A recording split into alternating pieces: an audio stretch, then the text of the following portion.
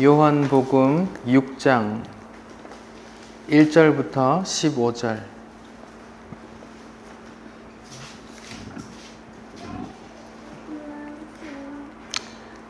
같이 읽어볼게요. 시작. 그 후에 예수께서 디베랴의 갈릴리 바다 건너편으로 가심에 큰 무리가 따르니 이는 병자들에게 행하시는 표적을 보았음이로라.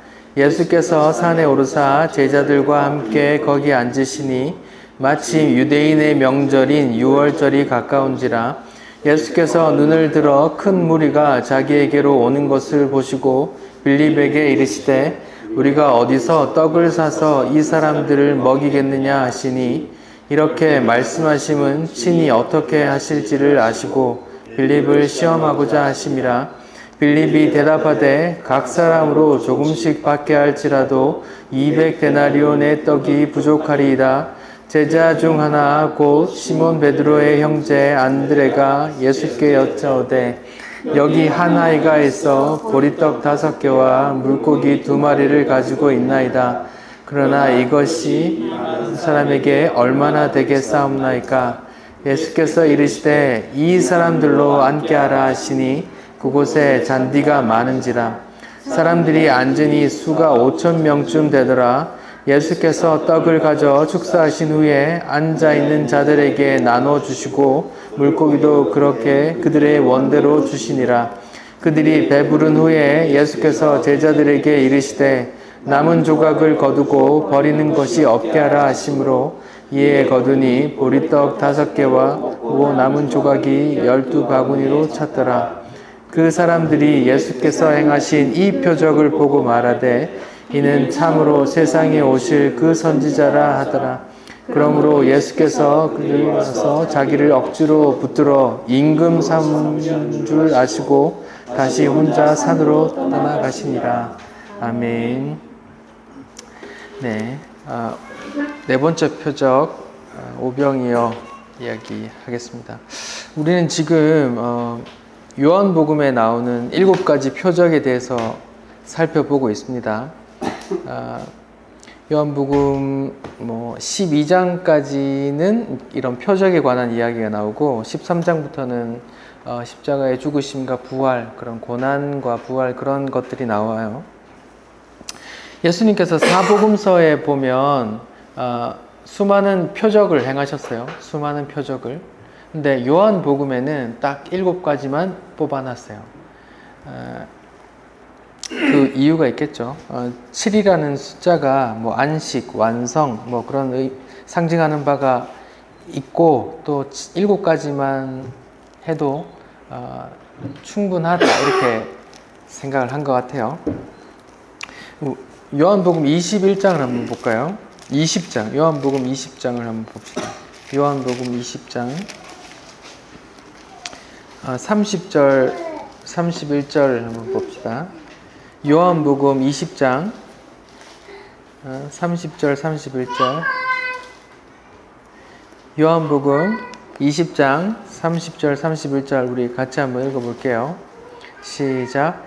예수께서 제자들 앞에서 이 책에 기록되지 아니한 다른 표적도 많이 행하셨으나 오직 이것을 기록함은 너희로 예수께서 하나님의 아들 그리스도이심을 믿게 하려 하며 또 너희로 믿고 그 이름을 힘입어 생명을 얻게 하려 하심이라.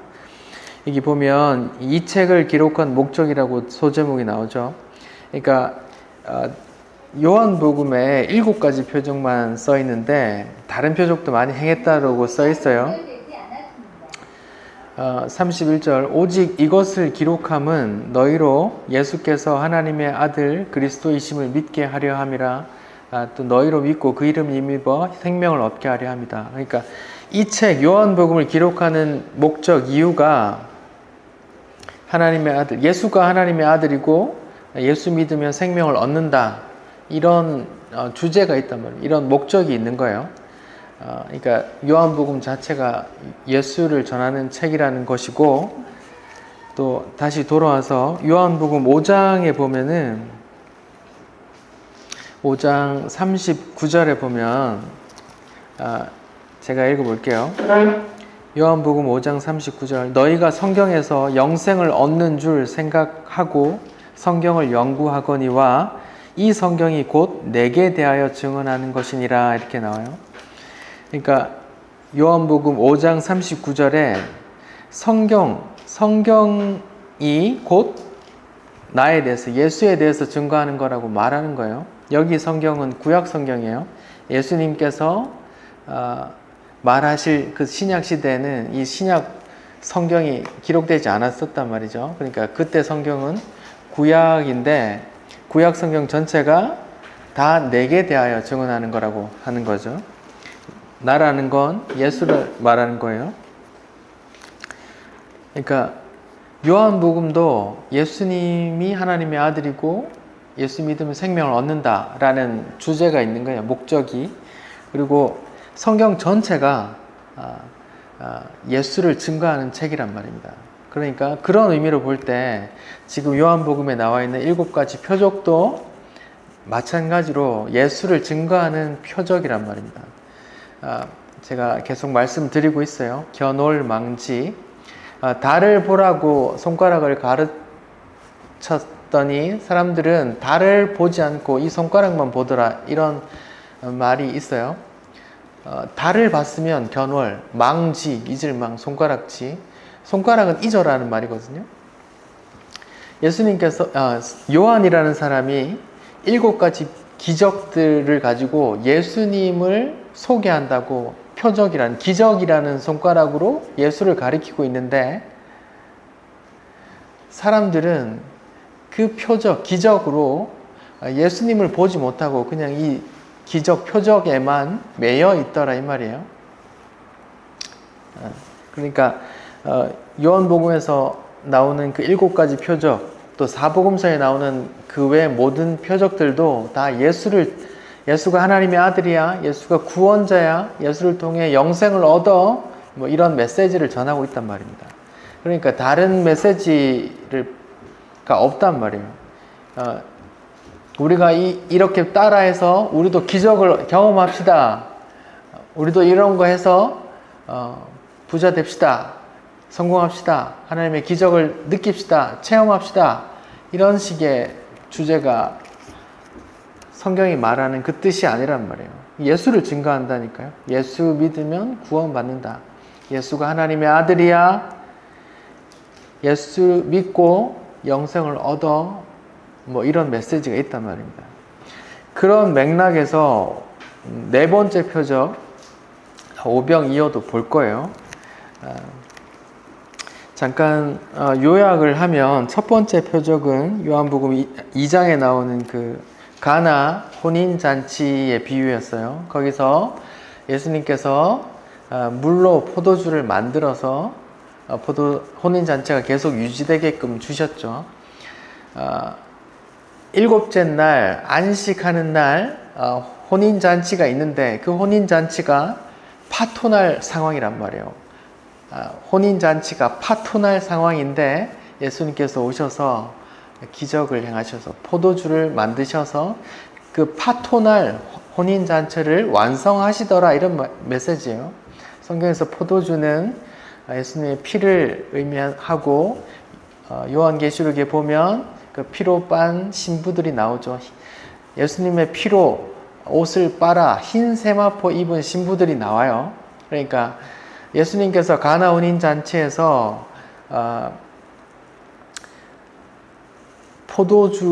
물을 포도주로 바꿔서 혼인잔치를 완성하는 그 이야기는 예수님의 피로 우리가 다 신부가 되어 그 하나님 나라 새하늘과 새 땅에서 예수님과 그 혼인잔치로 참여할 거야.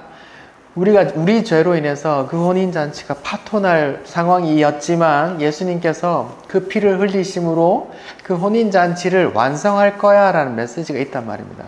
그러니까 물이 포도주 변했네. 우리도 물을 넣고 같이 기도해서 우리 포도주로 바꾸는 기적을 만들어냅시다. 이런 허무맹랑한 소리 하면 안 된단 말이에요. 2번째, 3번째 기적에서 왕의 신하의 아들을 살리고 38년 된 병자를 살리시는 그 표적도 예수님께서 육신의 병을 고쳐주시면서 하고 싶은 말이 있는데 그게 뭐예요?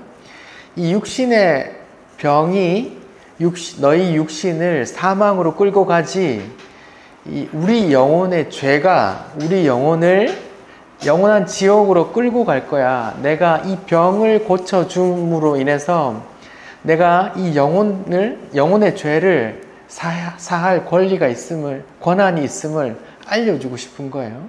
그래서 38년 된 병자를 고치시면서도 이제 네가 죄가 사해졌다 이렇게 말하시고, 또 다른 본문에서 중풍병자를 이야기하시면서도 네 죄가 사해졌다라고 하시는 건 죄 사함의 권세가 있는 줄 알게 해주고 싶은 거예요. 죄를 사했다 이런 걸 알게 해주고 싶은데 보일 방법이 없네. 이거 참 좋은데 뭐라고 할 방법이 없네. 이런 것처럼 내게 죄 사함의 권세가 있다는 걸 보여주고 싶은데 그 권세를 어떻게 보여줘요? 육신의 병을 고쳐줌으로써 네 영혼의 죄를 사하는 그 권세를 보여주고 싶으신 거예요. 그러면서 병을 고쳐주시면서 이제 죄 사함 받았으니까 죄 짓지 마 이렇게 말한단 말이에요. 그러니까 그 표적에만 매어서 우리도 기도하고 병 치유받는 기적을 낳자 이렇게 나가면 잘못된 거라 했어요. 그렇게 기적을 경험한들 뭐예요? 또 다른 이유로 죽는단 말이에요. 다른 병을 얻어서도 죽고, 그냥 병이 없어도 그냥 자연사에서 죽잖아요. 예수님께서는 그냥 다시 죽을 그런 생명을 주시려고, 기적을 주시려고 하는 게 아니라 영원히 사는 그 표적을 주시려고 하는 거라니까요. 근데 그걸 소개할 방법이 없으니까 그런 치유하는 걸로 이렇게 보여주신단 말입니다. 자, 오늘은 네 번째요. 오병이어의 표적이에요. 오병이어 표적. 오병, 5개의 떡, 5개의 빵, 그리고 이어, 2개의 물고기. 이런 걸로 5,000명을 먹이는 이야기예요. 여러분 너무나 잘 알죠? 오병이어 오병이어 기적으로 이 본문으로 여러분은 어떤 설교들을 들어오셨어요?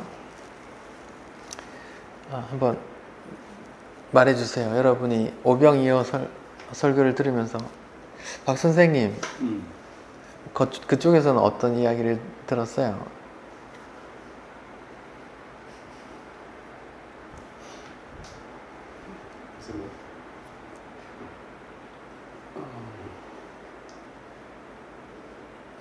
딱히 기억나는 건 없으시고 표적으로 그냥 단지 표적의 소개. 네, 우리 봄이 엄마가 교회 예배 설교 들었던 걸 좀 말해주세요. 왜 웃으세요? 청성을 바치고 맞아요. 어린아이에 있는 걸, 모든 걸 다 바쳤을 때 이런 거. 순종? 같은 네, 그러니까 청성을 더 드려야 된다. 오병이어의 이야기, 표적 이야기에서 저도 목사가 되기 전에 한 20년 넘게 교회를 다녔지만 계속 들었던 설교는 이거예요. 그 어린아이가 보잘것없는 것이지만 주님께 드렸을 때 5,000명이 먹고도 남는 그런 기적이 일어납니다. 여러분의 것이 보잘것없더라도 하나님께 바치면 기적이 일어납니다. 이런 류의 설교였어요. 근데 너무 안타까워요. 제가 목사가 되고 성경을 보고 깨달은 건 그런 메시지가 전혀 성경이 말하는 뜻이 아니라는 걸 알았어요. 이 요한복음 오늘 본문에서 어디에도 어린아이가 도시락을 내놨습니다 라고, 아이고 대단합니다, 너희들도 다 같이 이같이 하십시오 라는 칭찬이나 격려가 있어요? 없어요. 하나도 없어요. 근데 제가 이제 목사가 돼서 왜 이런 설교들이 한국 교회에 이렇게 만연했나라고 생각해 보니 목사님들이 교회를 일궈 나가는데 성도님들의 헌신과 헌금이 필요하잖아요. 근데 이 본문이 너무 적절해요. 교회 건축을 앞두고 있을 때, 교회 교육관 건축을 앞두고 있을 때, 이제 교회에 많은 헌금이 필요한데 그런 헌금에 앞서서 성도들의 마음을 좀 움직이게 하기 위해 이만큼 좋은 본문이 없어요.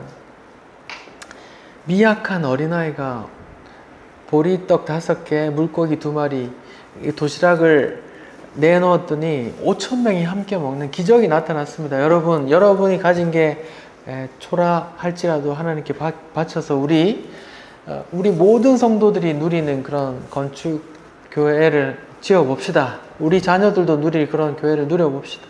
건축해 봅시다. 이런 류의 설교를 한단 말이죠. 그런 거 할 수 있어요. 저는 인간적으로 이해가 됩니다. 그런데 그런 류의 설교는 뭐예요?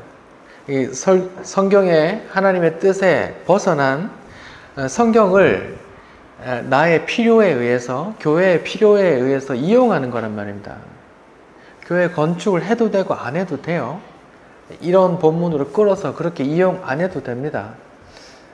필요하다면 성도들이, 마음이 있는 분들이 그렇게 헌금하시고 그 헌금 범위 내에서 필요한 걸 해나가면 되잖아요. 그렇게 이용하는 건 말하자면 천벌을 받을 거라니까요. 왜요? 하나님의 뜻이 아닌데 하나님의 뜻인 것처럼 그렇게 설교하니까요. 제가 앞서 요한복음 20장에도 봤고 요한복음 5장에도 봤어요. 성경의 목적이 뭐라고요? 예수를 전하는 거란 말입니다. 예수를. 그럼 이 표적도 예수를 전하는 거란 말입니다. 그럼 오병이어가 예수를 전하는 것과 무슨 관계가 있는지를, 어떻게 관계가 되는지를 알아야 되는 거잖아요. 언뜻 생각하기에 오병이어가 어떻게 예수님과 관계되는 것 같아요? 예수님의 떡, 생명의 떡. 예수님 생명의 떡? 네, 좋습니다. 예수님과 생명의 떡, 오병이어 어떤 관계가 있나요? 먹을 산. 예수님이 먹을 산. 생명, 영생. 오병이어의 기적을 예수님이 베풀었어요. 사람들을 배불리 먹였어. 그 기적과 예수님의 생명의 떡 어떻게 매치가 되는 거야? 육의 양식. 육의 양식, 영의 양식. 예, 좋습니다. 다들 잘 알고 계시네요.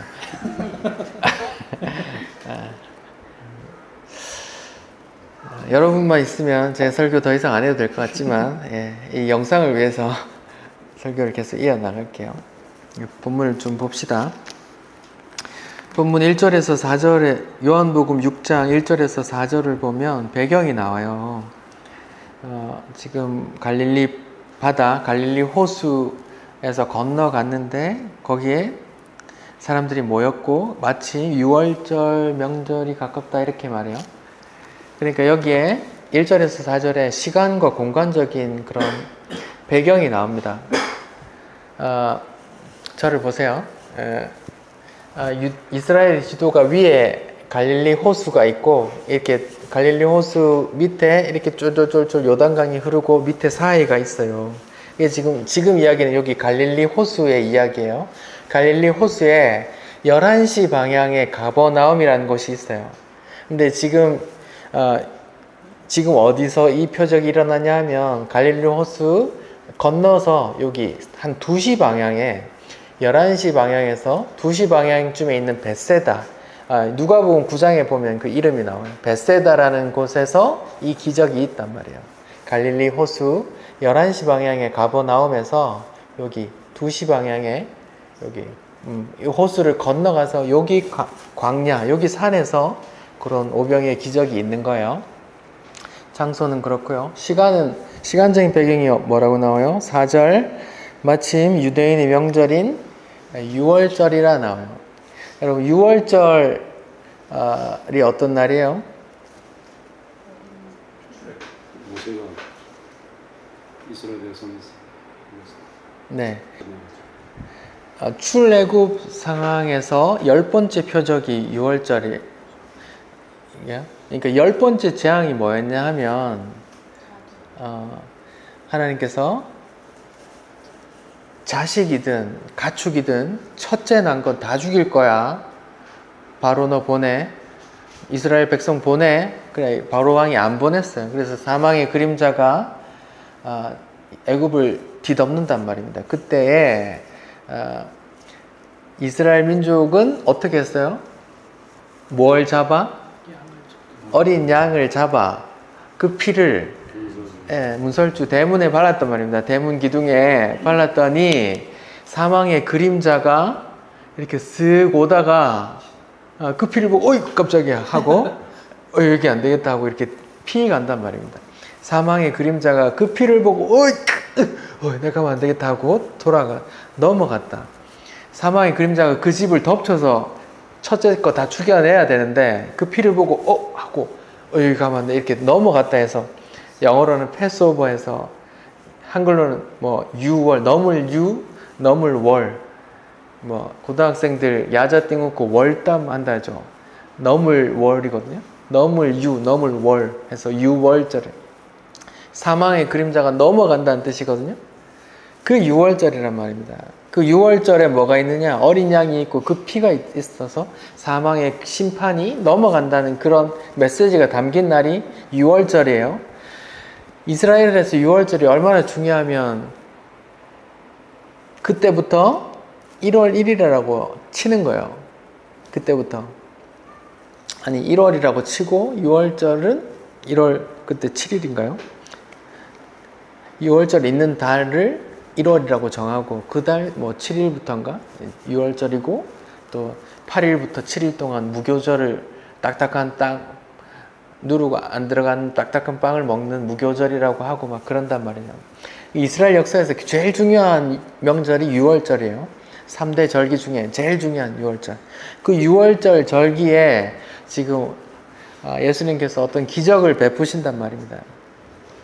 이 시간적인 배경 하에서 이미 복음이 다 나와버렸죠. 계속 볼게요.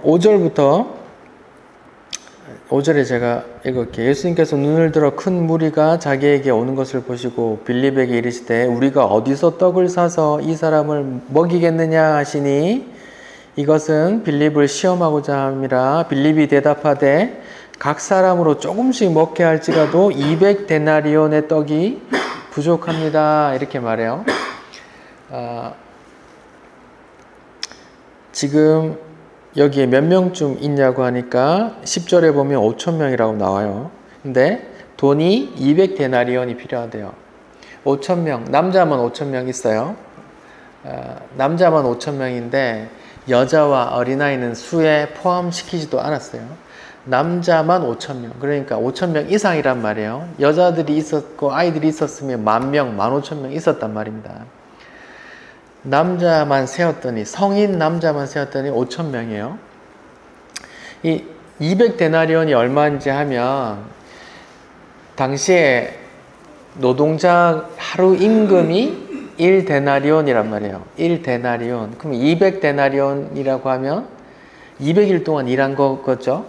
오늘날 노동자 아무것도 모르는 그냥 잡부 일을 하면 하루에 한 10만 원 주잖아요.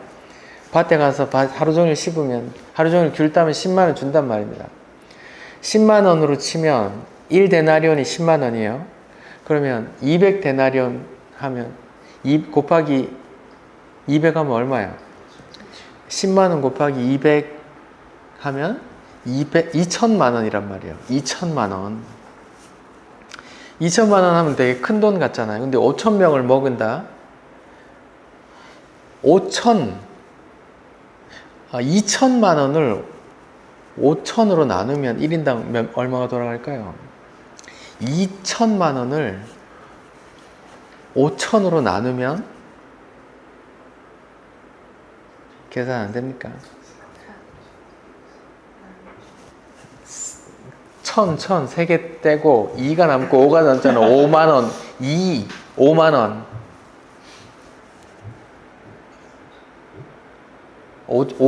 2 2만원이 남고 5가 남잖아요. 그러면 1인당 4,000원이 남단 말이에요. 1인당 4,000원으로 우리가 뭘 먹을 수 있나요? 하나로마트에 김밥 한 줄이 2,500원 하거든요. 김밥 한 줄 혹은 두 줄 먹어요. 근데 어린아이와 여자를 치면 10,000명, 15,000명 될 거 아니에요. 그럼 김밥 한 줄도 채 못 돌아가는 그런 돈이란 말입니다. 그러니까 여기에 각 사람 입으로 조금씩 받게 할지라도 이렇게 말을 붙이는 거예요. 영어로는 a bite가 붙어 있어요. NIV 성경에 한 입씩만 줘도 2천만 원이 필요합니다. 이런 말이에요. 2천만 원 큰 돈이잖아요. 누가 여기 자 범인에 2천만 원 내서 우리 밥 한 끼 먹읍시다.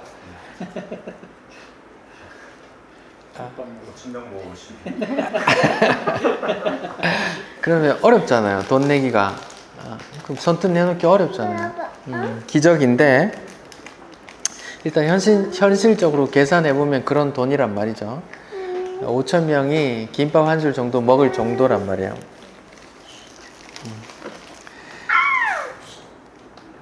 제자 근데 또 한 사람이 나와요. 제자 중에 시몬 베드로의 형제 안드레가 나와요. 안드레가 이제 얘기합니다. 한 아이가 보리떡 5개와 물고기 2마리 도시락이 있네요.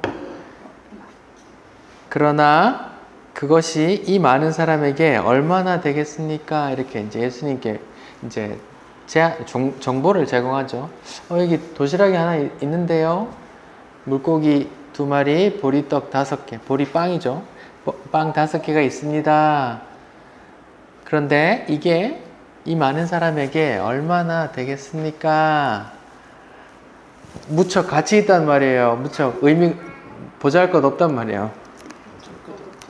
네, 이렇게 말해요. 예수님께서 그 도시락 내놓은 아이를 칭찬하셨어요. 칭찬하신 게 있어요. 10절에 예수께서 이르시되 이 사람들로 앉게 하라 하고 5,000명쯤 되더라. 예수님께서 떡을 가지고 축사하신 후 나눠주셨다 이래요. 성경 어디에도 어린아이 칭찬하는 내용이나 너희도 이렇게 해라는 내용이 없어요. 예, 없어요. 그러니까 그런 걸 독려하는 말이 아니란 말입니다.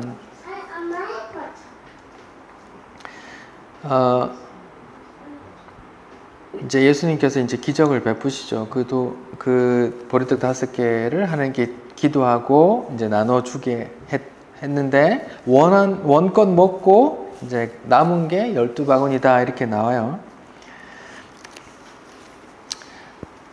자, 여기 요한복음 6장에 보면 위에 제목에 5,000명 먹이시다 하고 밑에 마태복음 14장, 마가복음 6장, 누가복음 9장 이렇게 이 본문에 사복음서에 다 나와 있다 이렇게 이제 써 있잖아요. 그런데 마태, 마가, 누가복음에는 이에 대한 해설이 하나도 없어요. 오직 요한복음에만 해설이 붙어 있단 말입니다. 그러니까 마태, 마가, 누가에는 그냥 표적, 기적만 나와 있고 해설이 없어요. 요한복음에만 해설이 있단 말입니다. 그래서 요한복음으로 그걸 해석해야 된단 말이에요. 여기 넘기시면 22절부터 22절의 제목이 뭐라고 나와 있어요? 생명의 떡이라는 말씀을 하고 싶으신 거예요. 생명의 떡, 그리고 60절 앞에는 영생의 말씀, 뭐 이런 제목이 있단 말입니다. 그러니까 오병이어 기적의 해설을 지금 요한복음 6장에서 하고 있단 말입니다. 이걸 잘 들어야 이걸 알 수 있어요. 이 표적을.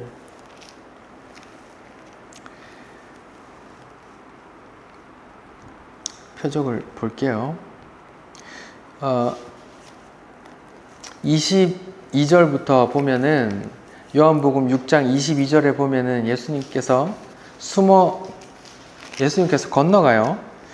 14절 15절 요한복음 6장 14절 15절을 보면 사람들이 막 기적을 보고 놀라요. 그리고 막 사람들이 임금 삼으려고 한다고 나와요. 요한복음 6장 15절. 그러므로 예수께서 그들이 와서 자기를 억지로 붙들어 임금 삼으려는 줄 아시고 다시 혼자 산으로 떠나가신다. 이렇게. 사람들이 왜 임금 삼으려 할까요? 자기들의 배를 채워줄 수 있는 사람이 없어. 예, 오늘날 대통령 선거할 때 누구를 뽑아줘요? 나한테 이기를. 우리 먹고 사는 거 제일 안정시켜주는 대통령 뽑지 않겠어요? 그냥 경제를 살립니다. 경제를 살리면 다 된단 말이죠. 사람들이 눈으로 목격했어요. 배고픈 상황에서 예수라는 사람이 그냥 뿅 하고 기적을 일으켜서 다 먹을 걸 줘버렸어요. 배불러요. 그랬더니 이 사람을 왕 삼아 어떻게 하겠단 말이에요. 이 사람을 왕 삼으면 내가 배는 굶지 않겠네 이렇게 한단 말이에요. 이 사람을 왕 삼아 우리가 좀 잘 살아보자. 이 사람 혜택을 좀 누려보자. 이런 말이란 말이에요. 그랬더니 예수님이 뭐라고 그래요? 예, 임금 삼으시는 줄 아시고 사람들을 피해 혼자 산으로 곤단 말입니다. 자, 보세요. 예수님께서 사람들 보라고 표적을 행했잖아요. 그래서 사람들이 그 표적을 보고 사람들이 떼거리 같이 몰려오잖아요. 그럼 성공한 거잖아요. 근데 왜 예수님은 숨어요? 본인이 그 기적을 행한 건 그 인간의 배부름을 채우기 위함이 아니거든요. 예. 자, 오늘날 교회에서 어떤 기적을 행했어요. 그런 안진뱅이에 이런 눈 봉사가 떴어요. 누가 사업에 성공했어요. 막 간증했어요. 이 교회 오니까 이런 은혜를 받았다고 간증했어요. 대박 났어요. 사람들이 막 몰려들어요. 교회는 좋아요? 아니면 교회 문을 닫아요? 좋아요. 좋아하고 다시 교회 건축 새로 하고 막 헌금 돌리고 한단 말입니다. 근데 예수님은 뭐예요? 아예 도망가 버린단 말이에요. 그 사람들을 피해서. 왜요? 예수님이 하고자 하는 목적과 그 사람들이 찾아오는 목적이 다르기 때문입니다.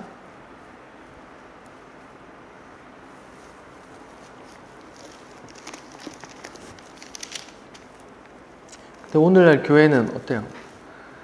성공하고 부자 됐다. 이 교회에 와서 성공하고 부자 됐고 병 낫고 귀신 나가고 했다. 그러면 떼거리로 몰려온단 말이에요. 그러면 성경대로 하면 예수님을 따라가면 그 교회 문 닫아야 돼요? 안 닫아야 돼요? 닫을 수 있는 교회 목회자가 어디 있어요?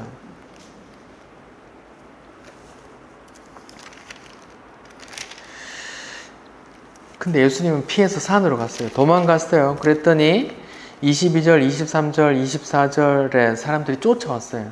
다시 여기 갈릴리 호수가 있으면 다시 2시에 베세다에서 몰래 도망가서 다시 가버나움으로 11시 방향으로 갔단 말입니다.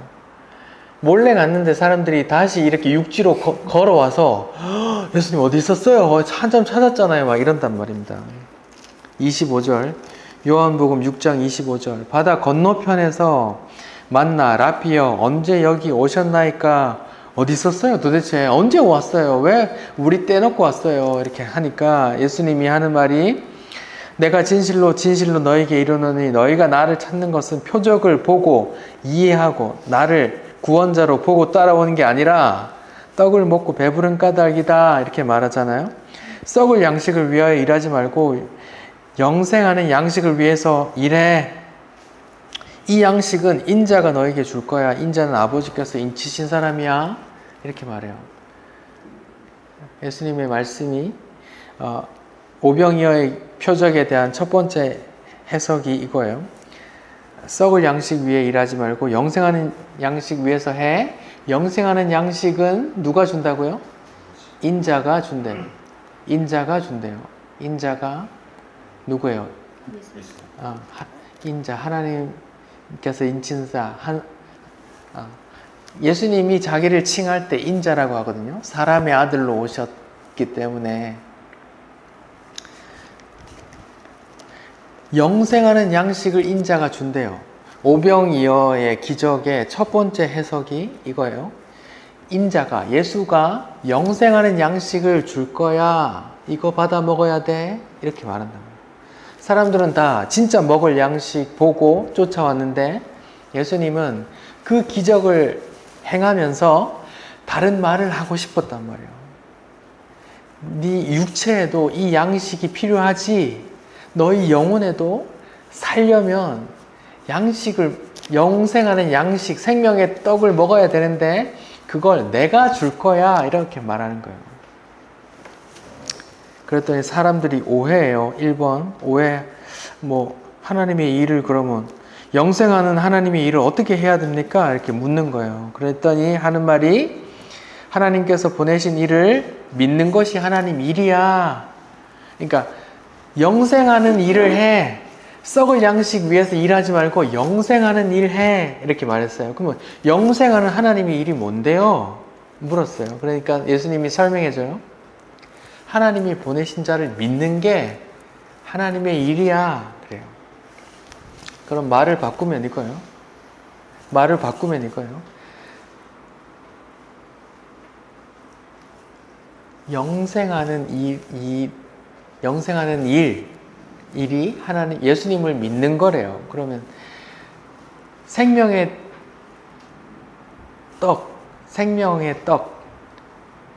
떡을 먹으라고 그래요. 예수님이 자기가 생명의 떡이라고 해요. 나를 먹으라고 해요.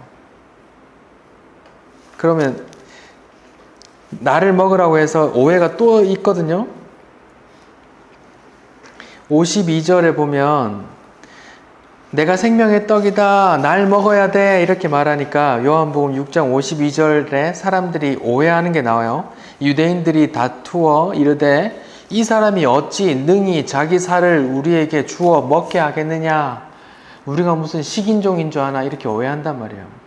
예수님께서 말했어요. 내가 생명의 떡이야. 날 먹어야 돼. 날 먹어야 돼. 날 먹어야 돼. 하니까 사람들이 이 미친놈 우리가 무슨 식인종인 줄 아나. 이렇게 말한단 말이에요. 그건 무슨 말이에요? 날 먹으라는 말은 다른 말로 뭘까요? 날 믿으란 말이거든요. 날 먹으란 말은 날 믿으란 말이에요. 날 믿는 게 뭔데요? 아까 하나님의 일이라고 한단 말이에요. 영생하는 하나님의 일이란 말이에요. 그러니까 날 먹어 라는 말은 날 믿어 라는 말과 똑같은 말이에요. 그게 하나님의 영생하는 일이라는 말이에요.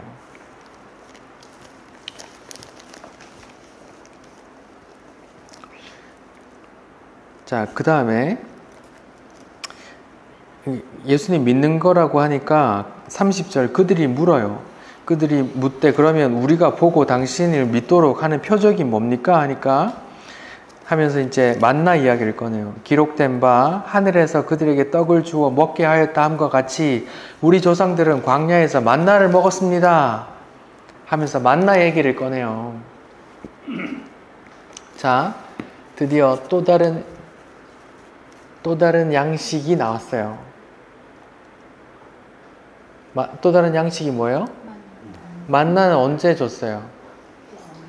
네, 광야에서. 출애굽기 16장부터 만나 이야기가 나오거든요. 광야에 먹을 게 없어요. 막상 출애굽해서 나왔는데 먹을 게 없어요.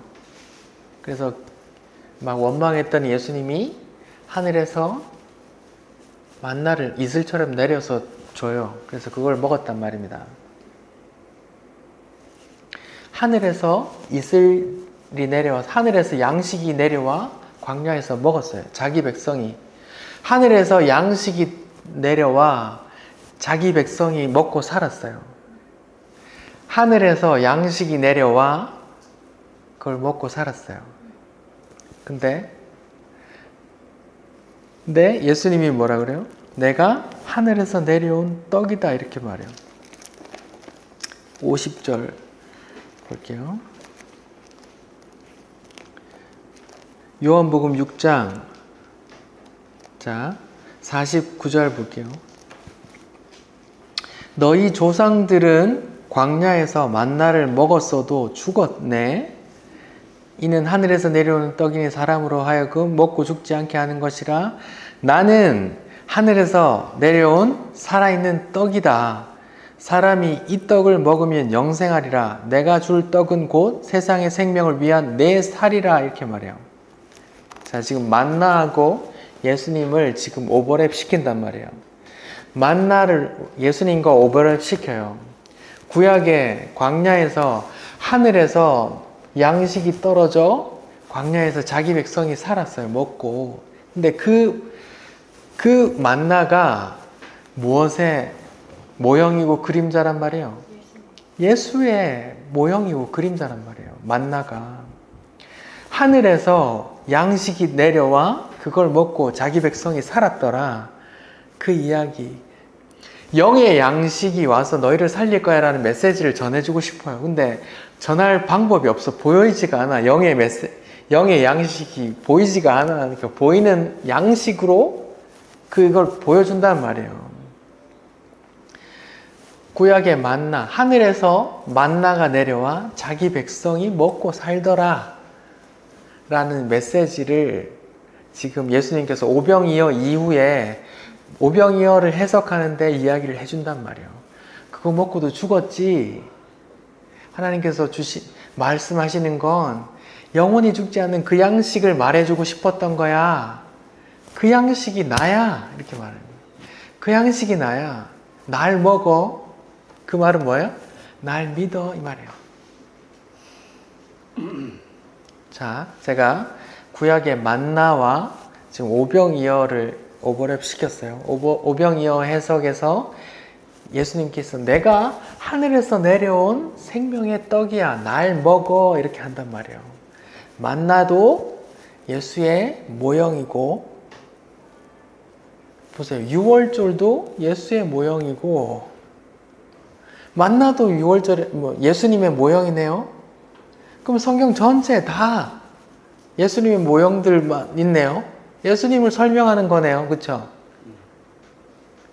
모세, 출애굽시킨 모세도 예수님의 모형이란 말이에요. 자기 백성을 구원할 리더잖아요. 지도자. 그가 금송아지 섬길 때 어떻게 기도했어요? 내가 이것들 싹 죽여버릴 거라고 하나님 분노하시니까 어떻게 기도했어요? 출애굽기 32절에 보면 하나님의 생명책에 내 이름을 지우더라도 얘들 좀 사해 주십시오. 이렇게 기도한단 말이에요. 하나님과 자기 백성 사이에서 중재자로서 회개의 기도를 한단 말이에요. 그게 누구의 모형이에요? 예수의 모형이란 말이에요. 모세도 그럼 예수의 모형이네요. 모세도 어린 양 유월절도 만나도 다 예수 이야기네요. 그렇죠? 다 예수를 증거하는 책이 바로 성경책이란 말입니다. 자, 이거와 연결시켜드리고 싶은 이야기가 있거든요.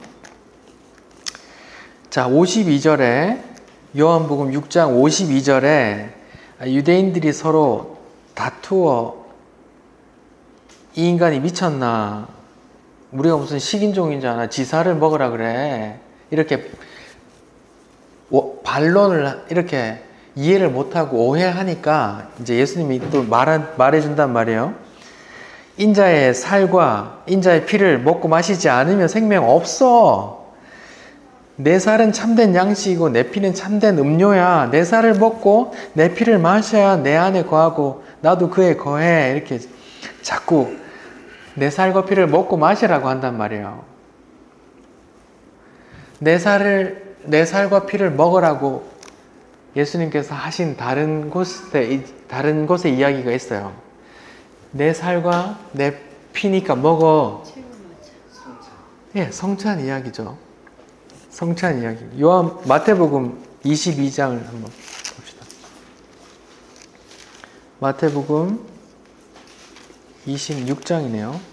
마태복음 26장 17절, 마태복음 26장 17절 이하에 마지막 만찬이란 제목으로 성찬식 규례를 주시는 이야기예요. 마태복음 26장 17절 이하에 마지막 만찬 이렇게 나오죠. 자, 보세요. 제가 26절부터 읽을게요.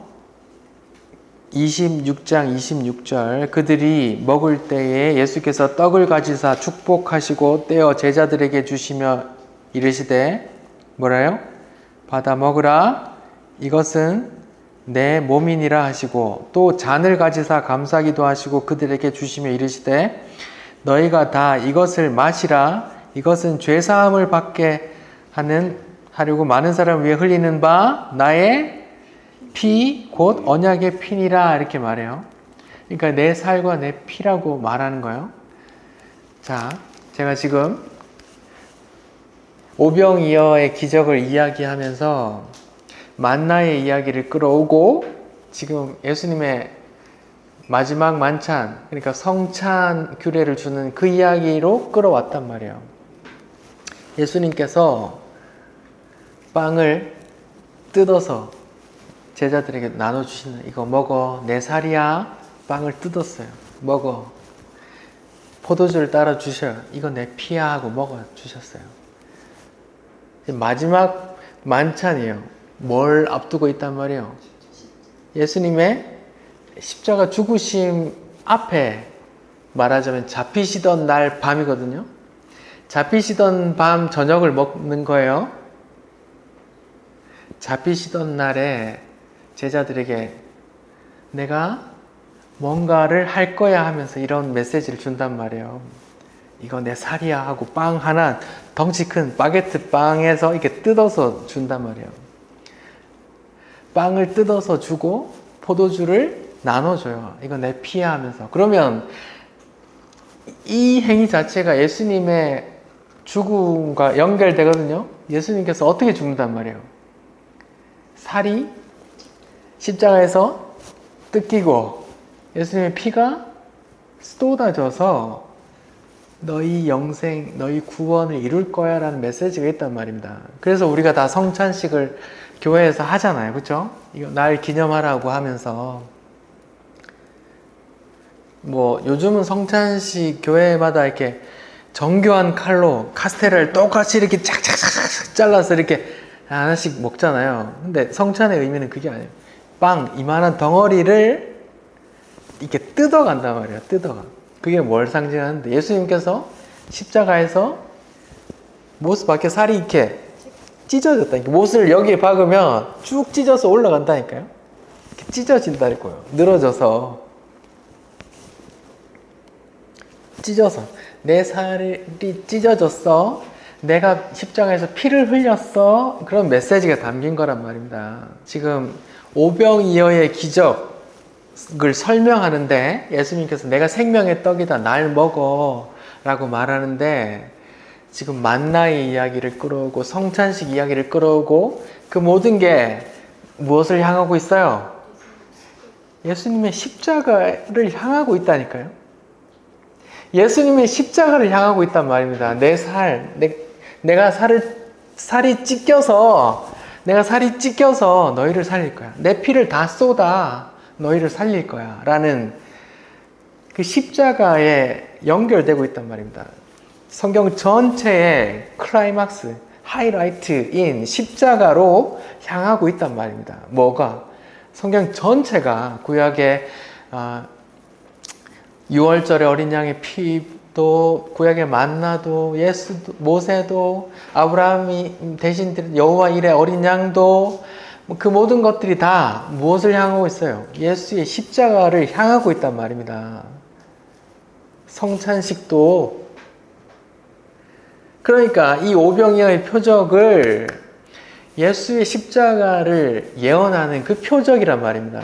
예수께서 십자가에서 피를 흘려 너희에게 생명의 떡, 너희에게 생명, 영생, 구원을 줄 거야 라는 그 복음, 십자가 복음이 담겨 있는 이 표적으로 교회 필요에 의해서 교회 유지 발전을 위해서 사람들이 헌금을 독려하기 위해서 이렇게 쓰면 성경을 자기 목적으로 이용하는 것밖에 안 된다니까요. 성경을 자기 목적으로 이용하는 것밖에 안 된다고요. 그럼 돼요? 요한계시록에 천벌 받는다고 하잖아요. 그래서 심판이 교회부터 임하는 거란 말입니다. 자기 백성 말씀을 듣는다고 하는 자들에게 먼저 임한단 말입니다. 성경이 전체가 예수의 십자가를 향하는 게 느껴지세요? 느껴지세요? 전부가 다 예수를 향하고 있다니까요. 모든 절기, 제사, 아브라함, 여호와 이레, 노아 방주, 홍수 심판, 유월절, 어린 양의 피, 그 모든 게 말입니다. 예수의 십자가를 향하고 있다고요. 오병이어의 표적이 그런 메시지를 담고 있단 말입니다. 이걸 이해하지 못하고 아유 나한테 빵 주니까 좋다. 우리 임금 삼아야 되지 하고 이 교회 오면 내 사업 잘 되겠지. 이 교회 오면 내 교회 내 자식들 잘못되진 않겠지 하고 찾아오면 예수와 관계 없단 말입니다. 하나님의 뜻과 관계 없단 말입니다. 그런 사람 수천 명, 수만 명 모여도 그건 교회, 예수께서 원하시는 교회가 아니라니까요. 그런 사람 이렇게 복음을 전해서 그런 거 아닙니다 하면서 내보내야 된다니까요. 아, 잘못 찾아오셨어요. 그런 거 여기 건너편에 절에 있는데 거기 이렇게 부처님 오신 날에 연등 이렇게 만들어 옮기시면 그런 데 가셔야 돼. 여기는 그런 데 아닙니다 하고 쫓아내야 된단 말입니다.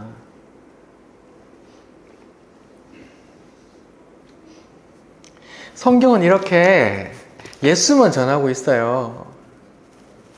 이게 복음이고 이게 성경이거든요. 그러면 인간은 어떻게 돼요? 이 복음을 전하면 인간은 그럼 우리는 뭔데? 인간이 어떻게 돼요? 이게 찌그러진다니까요. 죄인이 되고 인간은 찌그러진다니까요. 인간은 자존심 높이면서 재미를 느끼고 활력을 느끼거든요. 근데 복음을 전하면 예수 영광만 드러나지 내 영광은 자꾸 가려진단 말이에요. 그러면 재미가 있겠어요, 없겠어요? 재미가 없으니까 예수 영광도 영광이고 내 영광, 당신 영광도 영광이고 이러면서 간단 말입니다.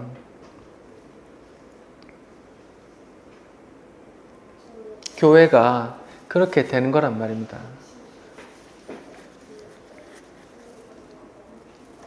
자, 그러면 요한복음 6장에 그 어린아이의 도시락에 대해서 얘기를 해볼게요. 사람들은 다 오병이어의 표적에 포커스가 어디 있어요? 그 어린아이의 작은 보잘것없는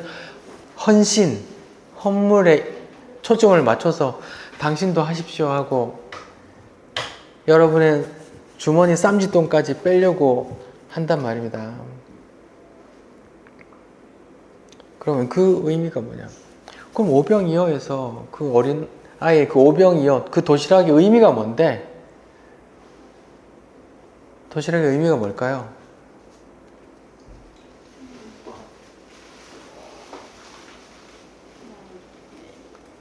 사람들이 먹고 마시는 양식이라고 생각하는 것 같아요. 오병이어의 도시락의 의미가 요한복음 6장 그 안드레의 말에 나와 있어요. 9절에 보면 여기 한 아이가 있어 보리떡 5개와 물고기 2마리를 가지고 있나이다. 같이 읽어봅시다. 그러나 그것이 이 많은 사람에게 얼마나 되겠사옵나이까 이거예요. 그럼 이게 대단히 가치 있다는 말이 아니면 보잘것 없다는 거예요. 보잘것 없다는 말이거든요. 보잘것 없다는 거란 말입니다. 근데 보잘것 없다는 그 오병이의 기적에서 예수님이 위대하신 거, 위대하신 거 아니면 그게 유명한 거예요. 예수님은 그거 없어도 기적을 일으키실 수 있는 분이세요? 없는 분이세요? 기적을 일으킬 수 있는 분이시잖아요. 근데 그 보잘것 없는 걸 예수님께서 쓰신다니까요. 그로 하여금 그 보잘것 없는 도시락을 내놓으면서 그 기적을 경험하게 하신다니까요. 그러면 그 내놓았던 애가 뭐라고 말하겠어요? 막 고개 뒤로 들고, 내가 내 도시락을 내가지고 이렇게 됐으면 이렇게 할 거야. 아니, 제가 뭐 아무것도 한 거 없는데 좀 그냥 이렇게 될까요? 성경에 이런 예가 굉장히 많거든요. 예를 들어 볼게요. 이스라엘이 여호수아를 따라 이제 가나안 점령을 시작할 때 첫 번째 성이 뭐예요? 여리고 성이거든요. 첫 번째 성 여리고. 여리고 성은 고고학적으로 볼 때 벽이 삼중벽이었어요. 삼중벽. 우리 사극 나오면 성벽 와 해서 사다리 타고 딱 올라가다 하고 떨어지고 막 그런 사극 우리 보잖아요. 그 성벽이 삼중으로 되어 있던 그 흩어진 자국을 보니까 고고학적으로 증명이 됐어요. 그렇게 두꺼운 삼중벽 성벽이 어떻게 무너졌어요? 맨날 그냥 한 바퀴씩 돌고 오고, 이스라엘 백성이 그냥 한 바퀴씩 돌고 오고, 마지막 날 7바퀴 돌고 가음 질렀더니 그게 무너졌잖아요.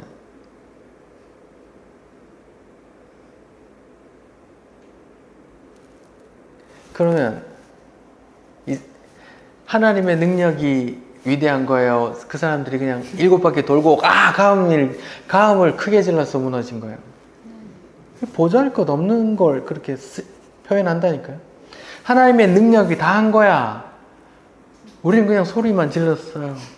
만약에 여리고성 무너져서 막 개선 장군으로 이제 복귀했어요. 승리하고 막 약탈물을 갖고 다 멸절하고 왔어요. 예를 들어서 금이 환영했어요. 그러면 가족들이 와서 우리 신랑 최고 어떻게 전쟁을 그렇게 쉽게 이겼어? 그럼 그 사람이 뭐라고 할까요? 난 한 거 없는데 그냥 좀 걷다가 좀 소리를 치렀는데 하나님이 다 하신 이렇게 말할 거 아니에요. 성도가 하는 말이 그거라니까요. 뭐예요? 저는 한 거 없는데요? 이렇게 말하는 사람이 오른쪽 양편에 있는 사람이 왼쪽 염소편에 있는 사람이야. 양편이네. 성도가 그런 말을 하는 사람이 성도라니까요. 또요. 사사기 6장부터 나오는 그 기브온의 300용사 있잖아요. 처음에 미디안하고 전쟁한다고 했을 때 32,000명이 모였거든요. 무서운 놈은 가라 했더니 2만 명이 갔어요. 12,000명이 남았어요.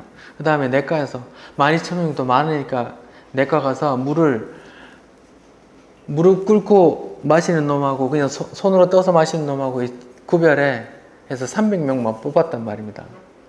300명이 미디안 아말렉 그 연합군 13만 5천 명을 무너뜨리거든요. 어떻게 무너뜨려요? 사사기 8장에 보면 나오는데 밤에 300명이 횃불 들고 항아리 들고 가서 항아리 깨고 나팔 불고 막 소리치고 막 그러니까 그 사람들이 자기들끼리 싸우면서 다 죽었다 이렇게 나오거든요. 그러면 기도원 300용사가 위대한 거예요? 아니면 하나님 위대한 거예요? 300용사는 뭘 가르치는 거예요? 이게 얼마나 되겠습니까? 이 보잘것 없음을 가리키는 거라니까요.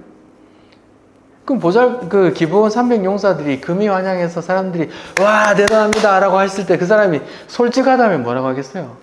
저희는 한국 그냥 소리만 질러 이렇게 말하는 게 맞다니까. 그게 성도의 모습이란 말입니다. 예를 들어서 교회 건축에 어떤 교회에 큰 재정이 필요해요. 그때 내가 헌금을 했어요. 그럼 진짜 성도라면 어떻게 대답할까요? 그냥 제가 무익한 종이 그냥 마땅히 할 거 했을 뿐입니다. 이렇게 말할 거.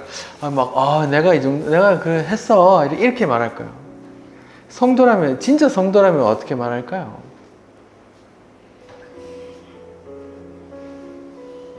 근데 노예 가면요, 어떤 말이 들려오냐면, 노예 목사님과 장로님들이 모임이거든요.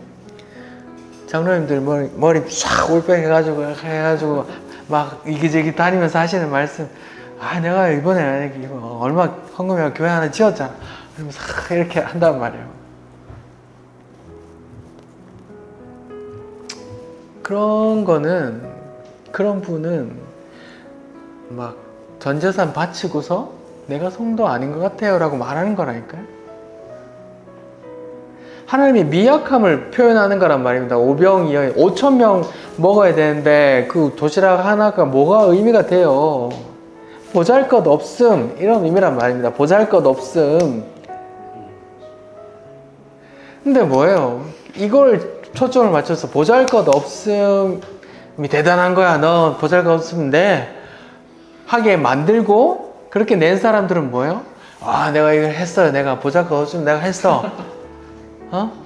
교회 건축하는데 남들은 벽돌 하나에 자기 이름 쓰는데 나는 이 방 하나 내가 했어. 이 방 이름은 내 이름으로 해. 이렇게 됐단 말이에요. 진짜 성도라면 어떤 고백을 할까요? 오병이어에 대해서 이제 이해를 좀 하시겠어요? 어때요?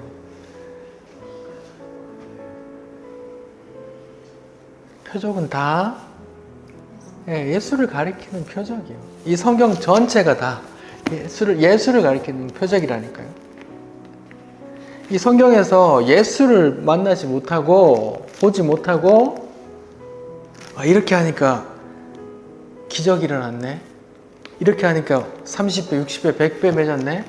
나도 여기 투자해야 되겠다. 야, 주식 지금 2년을 계기고 있는데 지금 5% 될까 말까 하는데 지금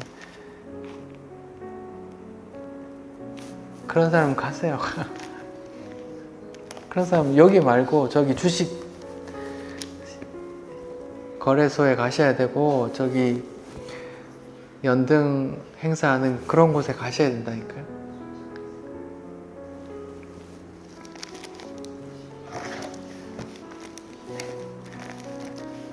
어떠세요? 지난주에 병 고치는 이야기 했잖아요. 육체의 병을 고치면서 영혼의 제사함을 이야기해 줬잖아요. 오늘도 마찬가지예요. 만나 이야기. 육신의 일용할 양식을 먹게 하시면서 뭘 얘기하고 싶은 거예요? 영원한 생명의 떡 얘기를 하고 싶은 거예요.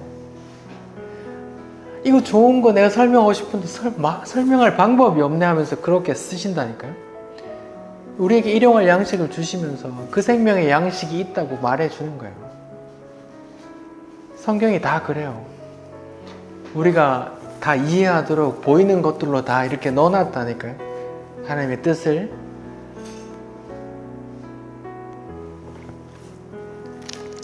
그래서 우리가 매일 먹어야 되고 또 주기도문에도 일용할 양식을 구하는 게 있단 말입니다.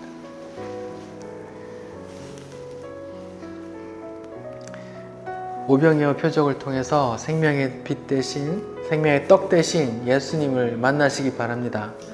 그리고 보잘것 없지만 그 아이 도시락을 내놓았던 아이처럼 여러분들도 그런 거 내놓을 기회가 있다면 어떤 고백해야 돼요? 무익한 종이 그저 할 일을 했습니다. 혹은 하나님 다 하시는데 제가 뭐 한 게 있겠습니까? 하나님 다 하신 거잖아요. 이게 맞다니까요. 그런 성도님들 되시기 바랍니다. 기도하겠습니다. 하나님 감사합니다. 오병이어, 만나, 성찬 이야기 통해서 생명의 떡 대신 예수 그리스도 십자가 말씀해 주시니 감사합니다.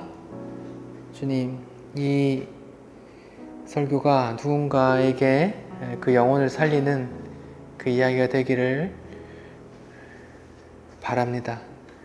예수님 이름으로 기도드립니다. 아멘. 내 본향 가는 길 보이도다. 인생의 갈 길을 다 달리고 땅 위에 수고를 그치라시니 내 앞에 남은 일 오직 주 예수 예비한 주 예수 예비한 저 새 집은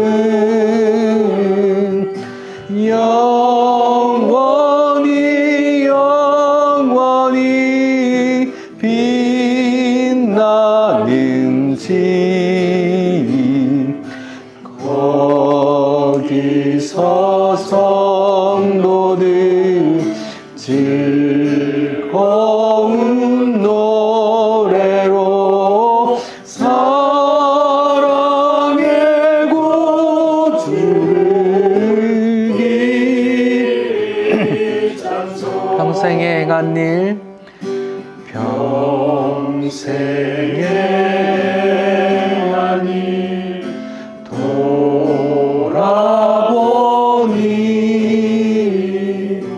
못한 일 많아 부끄럽네.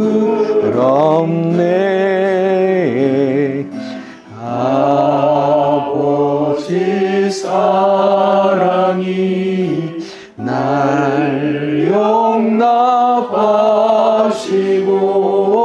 생명의 멸류관 주시리라.